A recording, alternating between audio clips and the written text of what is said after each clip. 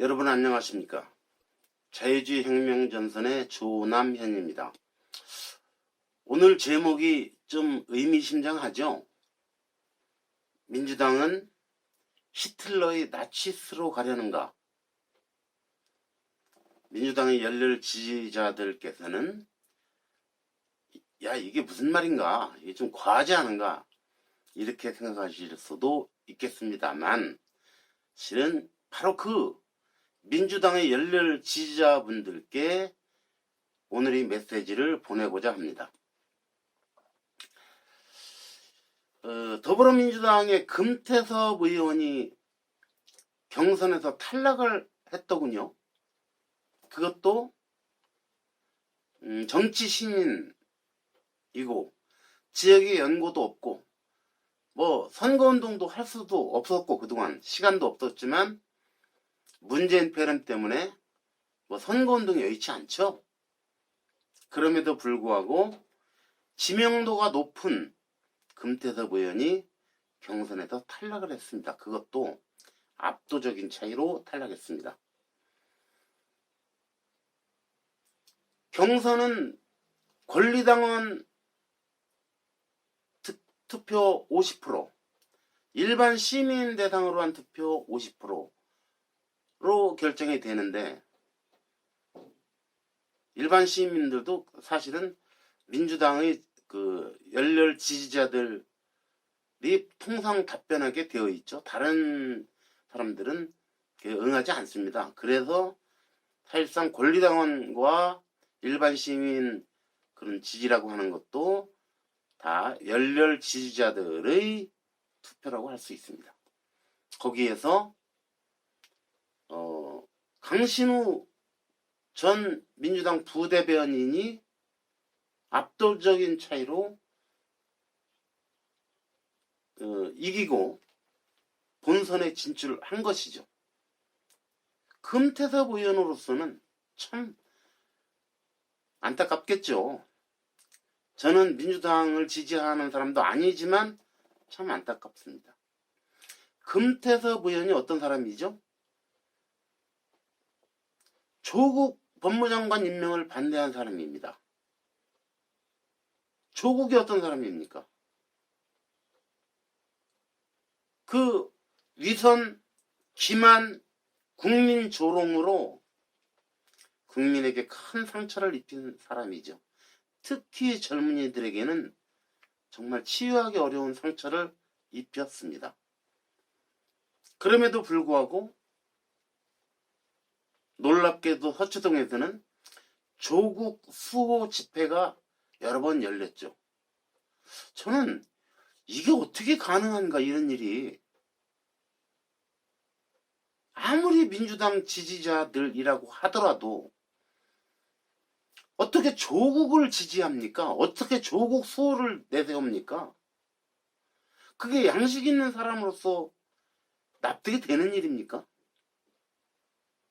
아무튼 금태섭 의원은 자신의 양심과 소신에 따라서 조국 법무장관 임명을 반대했습니다. 또 문재인 대통령의 그 대선 공약이었던 공수처법에도 금태섭 의원은 반대했습니다. 그게 맞지 않는다는 거죠. 그러자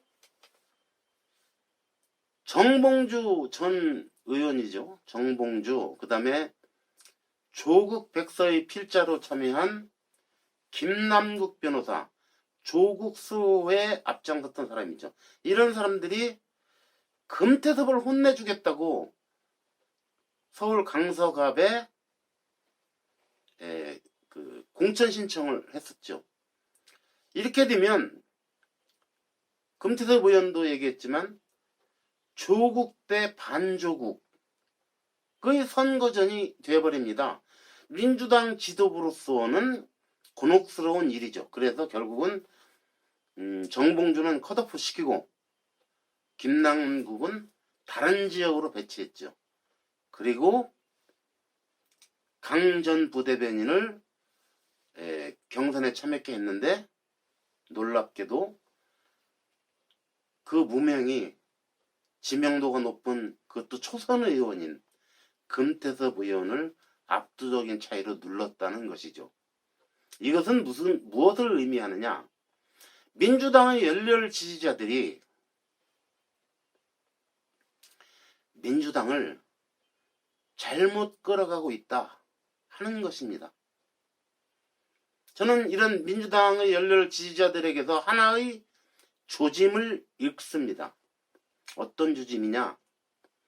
전체주의의 우려가 보인다는 것입니다. 제가 왜 히틀러의 나치스를 소환한지 아십니까? 여러분, 히틀러가요, 무슨 혁명을 일으키거나 무슨 쿠데타를 일으켜서 권력을 잡은 게 아니에요. 합법적이고 민주적인 그런 선거에 의해서 히틀러의 나치스가 처음에는 뭐 10 몇 프로 받았다가 나중에 37%까지 이제 받게 되는데, 나치스를 이끌던 히틀러는 그럼에도 불구하고 열림 내각의 참여를 거부합니다. 히틀러는 열림 내각이 아니라 나치스의 일당 독재를 요구했습니다. 그래서 열림 내각에 참여하지 않습니다. 그런데 당시 독일 사회는 정치적으로나 민주적으로나 경제적으로나 상당한 혼란을 겪고 있었습니다. 수많은 정당이 난립하고 있었죠. 그러니까 히틀러는 대중연설에서 자기는 그 수많은 정당들을 다 없애버리는 게 목표라고 말할 정도였습니다. 아무튼 그런 혼란상에서 독일이 노예한 정치인들은 히틀러가 보기에 좀 만만해 보이는 거죠. 그래서 차라리 히틀러를 수상에 앉히고 자기들은 뭐 부수상 뭐 그다음에 강요 이런 걸 차지하면서 히틀러를 뒤에서 조종하면 되지 않을까, 그런 생각을 했었습니다. 그래서 힌덴부르크 대통령에게 히틀러를 수상에 앉힐 것을 설득합니다. 힌덴부르크 대통령도 당시 혼란을 수습하기 위해서는 그게 낫겠다 해서 히틀러를 수상에 앉힙니다. 그리고 이듬해 힌덴부르크 대통령이 죽죠. 그러자 히틀러는 수상 겸 대통령직도 승계해서 총통이 됩니다. 명실상부한 일당 독재자의 최고 권력자가 됩니다. 일당 독재의. 히틀러는 온갖 탄압을 통해서 다른 정당들을 다 없애버렸습니다. 그리고 나치스만 남았고. 그런데 놀라운 사실은 독일 국민들은 히틀러를 열렬하게 지지했다는 것입니다. 당시 독일 국민들이 히틀러에게 보내는 그 지지를 보면, 지금으로 보면 서초동 조국 수호 집회 같은 거죠. 그러니까 이 납득이 안 되는 겁니다. 그럼에도 불구하고 독일 국민들은 왜 그렇게 히틀러를 열렬하게 지지했을까요? 저는 지금도 그게 풀리지 않는 의문입니다. 독일 국민들이 그렇게 우매해서일까요? 글쎄요. 사실은 히틀러의 그 가먼이설, 선전선동에 녹아났던 겁니다. 히틀러는 연설을 잘하기로 유명합니다. 히틀러가 그런 권력의 정점에 오기까지는 그의 탁월한 선전선동적인 연설이 뒷받침됐습니다. 그런데 그 내용을 들어보면 알맹이는 하나도 없어요. 오로지 독일 제국은 영원해야 한다. 민족은 영원하다. 이러면서, 그러니까 이런 감성적인 데 호소하고 알맹이는 없고, 그러면서 동시에 유대인들을, 말하자면 게르만족의 우월성을 이야기하는데 거기에 대비시켜서 유대인들을 저주하고 증오하고, 독일 사회에서는 자기들에게 직접적인 피해가 닥치는 게 아니니까 그렇게 큰 관심을 갖지 않았습니다. 일부 양식 있는 사람들은 걱정을 했겠죠. 아무튼 그렇게 해서 히틀러는 합법적이고도 국민들의 열렬한 지지를 바탕으로 막강한 독재자가 됐습니다. 그리고 인류의 재앙이라고 할 수 있는 세계 제2차 대전을 일으켰죠. 그 와중에 유태인 600만 명 이상이 학살됐습니다. 저는 유태인 600만 명을 학살했을 뿐 아니라 사실은 폴란드에서도 수많은 사람을 처형했어요. 학살했어요. 물론 소련으로 그 전선을 확대해 갔을 때도 많은 만행을 저질렀죠. 그런 히틀러를 왜 독일 국민들은 그렇게 열렬하게 지지했을까요? 정말 풀리지 않는 미스테리입니다. 그런데 그 당시 독일 국민은 물론이고 독일에 병합된 오스트리아, 뭐 이런 나라 사람들까지도 히틀러가 신이 보내준 선물이라고 생각했다는 겁니다. 독일 민족을 구원하기 위해서 신이 보낸 선물이다. 그렇게 히틀러를 생각했다는 겁니다.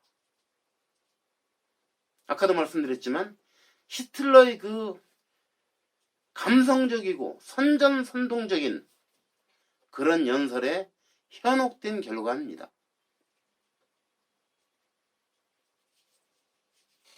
얘기가 잠깐 옆으로 빗나갑니다만 저는 문재인 대통령 연설에서도 곧잘 감성적인 언어들을 발견합니다. 뭐 많이 그렇습니다. 그런데 대통령이 국정수행과 관련해서 국민에게 어떤 성명을 발표한다든지 연설을 한다든지 할 때는 감성적인 단어를 쓰면 안 됩니다. 그것은 진실을 왜곡할 우려가 있습니다.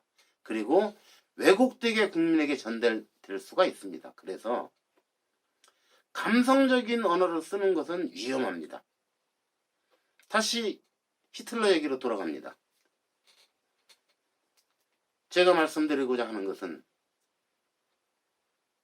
인류의 재앙을 몰고 온 히틀러도 합법적이고 민주적인 선거에 의해서 최고 권력자가 되었고 독일 국민의 열렬한 지지에 의해서 악마 같은 독재자가 되었다는 사실입니다. 여러분, 금태섭 의원이 민주당의 열렬한 지지자들에 의해서 제거되었다면, 아니 그리고 이건 현실이죠. 민주당은 다른 의견 또는 다른 그 생각 이런 것을 허용치 않는 독재 정당으로 굳어질 수밖에 없습니다. 지금 그런 당이 집권 여당입니다. 이것은 자칫 국민 불행으로 이어질 수 있습니다. 그래서 집권 여당인 민주당이 독재 정당이 되어서는 안 된다는 겁니다. 다양한 견해와 의견이 수용되고, 그래서 국정 운영이 좀 더 유연하고 이렇게 돼야 할 텐데, 문재인 정권 3년을 보면 국정 운영이 유연한 건 한 번도 보지 못했습니다.